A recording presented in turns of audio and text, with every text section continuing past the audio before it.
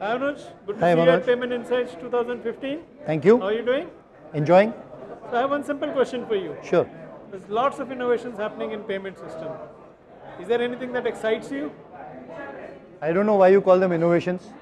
At Okay. best, they are incremental moves towards the ultimate goal. They aren't really earth-shaking. They are not really disruptive.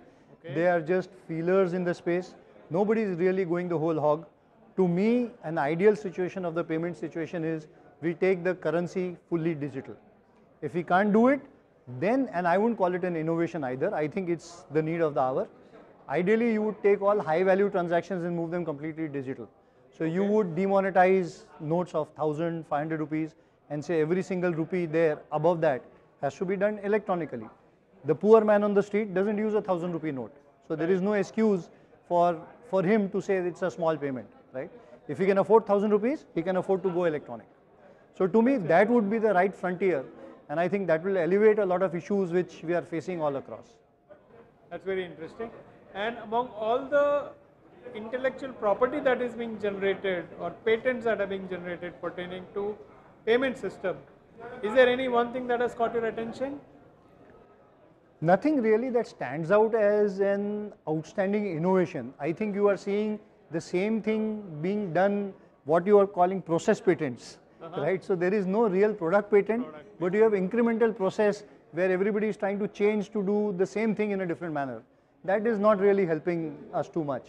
And all these payment bank companies that are coming up. I think it's a great idea, given the situation that it's difficult to go direct to digital.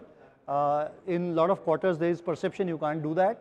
So obviously, one answer is to go through the payment bank route, try to aggregate all payments in a single entity so that you find out how much people are paying for utilities, how much people are paying for the credit card bills, how much people are paying for the taxes. So you are able to aggregate and box payments into separate banks, into separate entities. So it gives you a sense and size of the beast, the number of transactions. So it's an evolutionary step.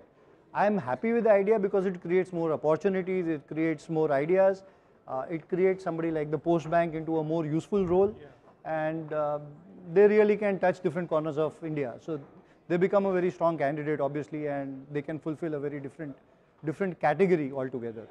But other banks which are specialized, I think the challenge there is for most of them to break even. The business model of these banks, before I think RBI or anybody, whoever declares these payment banks on, I think there should be clarity on the business model and whether they'll make money at the end of the day. Because ideally this is a utility, it should be free, and it should be based on very thin margins. So unless these guys are able to get margins, we are on very thin ice here. Very thin ice. So I would, if I were looking at it, I would want to see whether the business model is strong enough for them to break even after 3 years, 4 years. Let's see what happens. Thank you so much. Thank you.